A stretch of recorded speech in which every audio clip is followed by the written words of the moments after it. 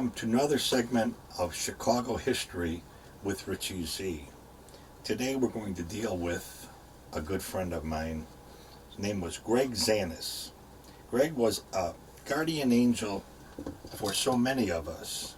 Greg did his part to make a difference and comfort so many of us. This week, the angels came to take Greg home to God. Today we celebrate the life and thank you for touching so many of us. You know, I had Greg on my radio show. In fact, you can listen to the whole show. You go to my podcast site, richiez.com, and go to December 24th, 2017. December 24th, Christmas Eve. And I contacted Greg and I said, would you like to be on my radio show? And he said, I listened to your show. That was kind of a kick. But having him on Christmas Eve was something special for him. But it was also something special for us. Today we put together we took some of the parts out of that show and we put them in this show we're doing today. Just so you can really hear. A lot of people know who he was. Crosses for Losses, the Cross Man they called him. He put up in excess throughout the years, over 20 years of putting up crosses at mass shootings and that, murders and that. He put up over 27,500 crosses. I've been in contact with Greg off and on, and he contacted me early this year, about doing some stuff with him. But when he told me he was going in for surgery, I sent him an angel. I talked to him after his surgery, and I asked him how things went, and he wasn't feeling too well and that. And one thing that was comforting to me, he told me he had taken the angel that I sent him to the hospital with him. I've been giving away angels for a number of years now. Last year I gave away in excess of 200 angels to people in hospice, people, all the tours I do, all the presentations I do and all of that, everybody gets a number and I give away an angel at the very end. You want to see someone smile? You want to comfort somebody's life? Give them an angel. It really works. So that's basically it. I want to just say one thing. It's with a heavy heart. I must say we will miss you. And until we meet again, Greg, rest in peace and enjoy the life in heaven. You deserve it. I got Greg Zanis here, right? Yes. Greg, you can talk into the microphone. Okay. Hi, how are you? Good. Thanks for having me, Rich. I'm about a half hour late or something. No, you're fine. You know what? I'm glad you're you here. know what? It's a white Christmas, and thank God for that. That's what I was looking for. I used to live in Nashville before I moved to Chicago at 12 and never had a Christmas. Now, Greg is the gentleman that the angel, one of God's real angels, that started making crosses and taking them to the mass shootings all over our country. Now, how did you originally get started? What motivated you to start doing this? Well, it's Christmas Eve. It's tough to tell you a tough story, but my wife's dad was murdered. And after I found his body, it just made me realize later on that I could start giving something back, and I'm a carpenter. So I started making crosses. For the very first cross I brought with me today, it's a copy, but it's for a 6-year-old boy called Nico Contreras. And, when I started building crosses, it just gave me something to do to be able to give back. That's what I live for. I live to bring a smile to somebody's face. Now, building these crosses for people that are murdered or killed at these mass shootings and everything, you don't really do anything for the people that were shot, but you bring a lot of comfort to the people that are still here, correct?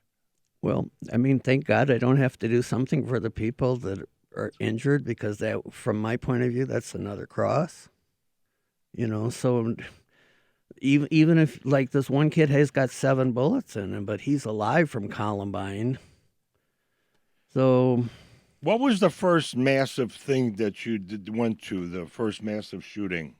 well, the first mass shooting was Columbine in 1999. It was pretty controversial because at that point, being novice at this, I'd put up 2 crosses for 2 of the gunmen. But, I stuck with it as a Christian. I say I was early asking for forgiveness, but these 2 guys are dead, and I just got so much support from around the nation after I stood up for my Christian beliefs.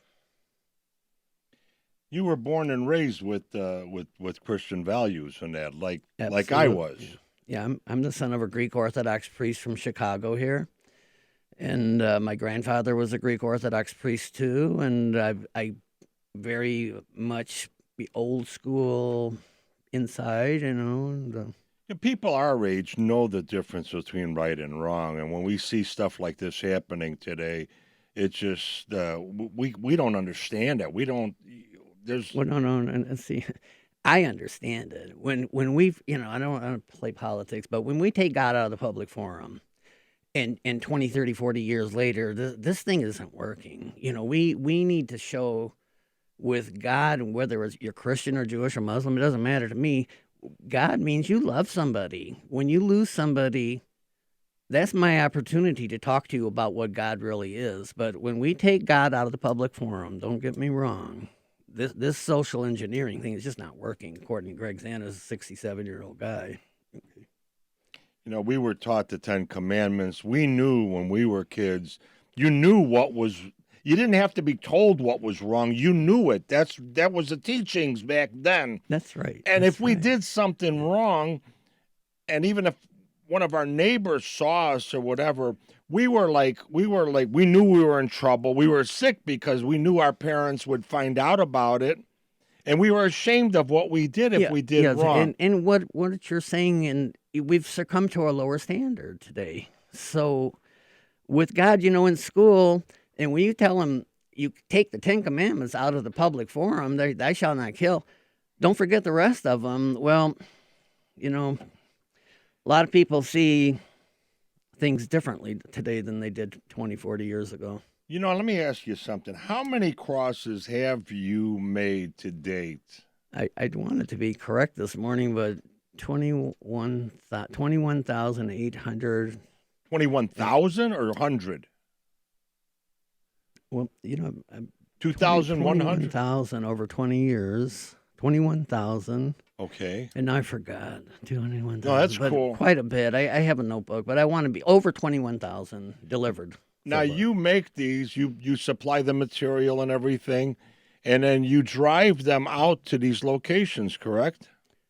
Yeah, I've been doing this for a long time. I make them and out of whatever lumber I can get my hands on, and I drive them out. I've been doing this for a long time, whether it's, 20 years ago at Columbine or in, just anywhere where, the need's there. And a lot of times now, I'm well known for this. And as soon as something happens, people start calling me. Are you going here? Are you going here? And I say, well, I really am waiting for a real family member to call me, and I can call them back on their cell phone, confirm. That's kind of. But anyway, I go anywhere. Yeah. Did you just did this Las Vegas shooting recently, yes, right? Now you drove all the way out there to. See, you, Rich, you make it sound hard now. I thought, you bikers and truckers don't get it. It's a quick run. It's not even just a 4-hour sleep and then you're there. I don't know how Las Vegas is like 30 hours away from Chicago. Oh, it's dependent. You must not be doing 90 miles an hour.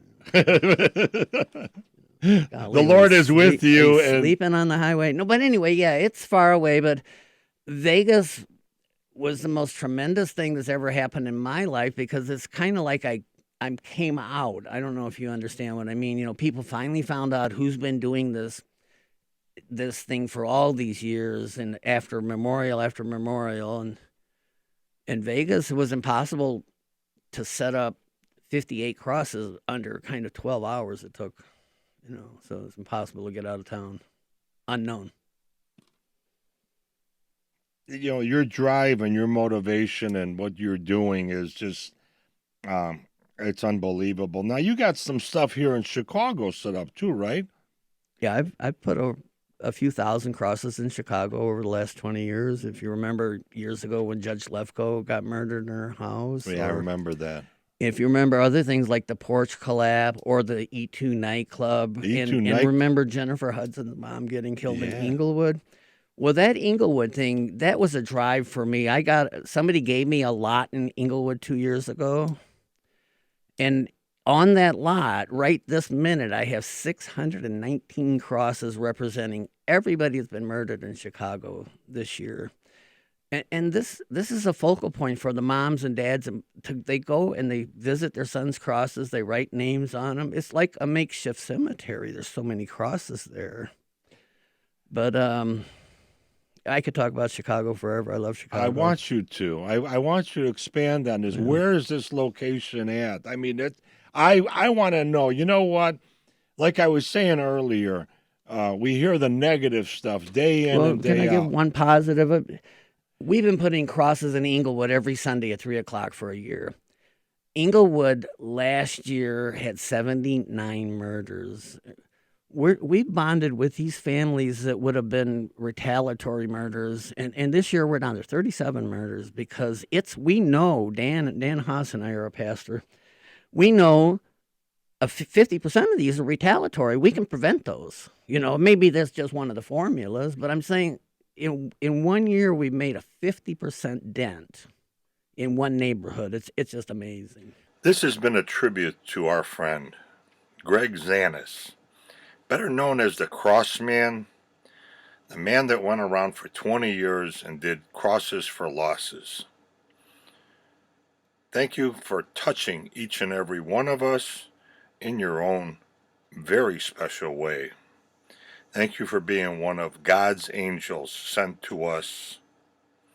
Till we meet again, my friend, may you rest in peace.